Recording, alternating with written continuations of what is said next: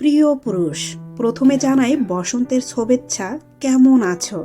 আমাকে ছেড়ে গিয়ে যতটুকু ভালো থাকতে চেয়েছিলে ততটুকু কি ভালো আছো? হয়তো বা আছো।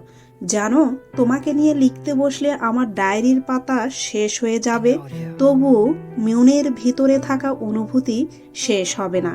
তবুও তোমায় নিয়ে আজ লিখতে বসলাম। ভেবেছিলাম তোমাকে নিয়ে ঘর বাঁধবো, তা আর হলো না।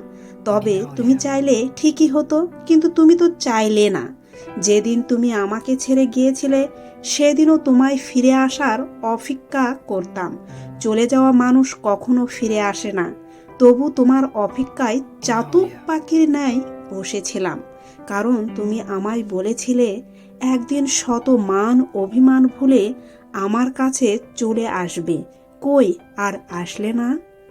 আমার অপেক্ষা উপেক্ষা হলো, তবু তো ফিরলে না। 6 মাস 18 দিন হয়ে গেল তোমার সাথে আমার যোগাযোগ বিচ্ছিন্ন। কই, এখনো তো তোমার কথা মনে হলে অশ্রু জমা হয় চোখের কোণে, স্মৃতিগুলো ভেসে ওঠে মনের অজান্তে। এতদিনে এতটুকু বুঝে গেছি, তোমাকে ফেরানোর রাস্তা নেই আমার কাছে। কখনো অপূর্ণতার গল্প চাইনি, পূর্ণতা চেয়েছিলাম। তবুও আজ আমরা কেউ কারু নই। তোমাকে আমি ভালোবাসি, এখনো বাসি, প্রথম দিনের থেকে অনেক বেশি। কিভাবে পারলে আমার সাথে এমন করতে? খুব জানতে ইচ্ছে করে। অবশেষে আমি বুঝলাম আমরা কেউ কাউকে ছেড়ে যায়নি, ভালোবাসা আমাদের ছেড়ে গেছে। তাই হয়তো আমাদের পথ আলাদা।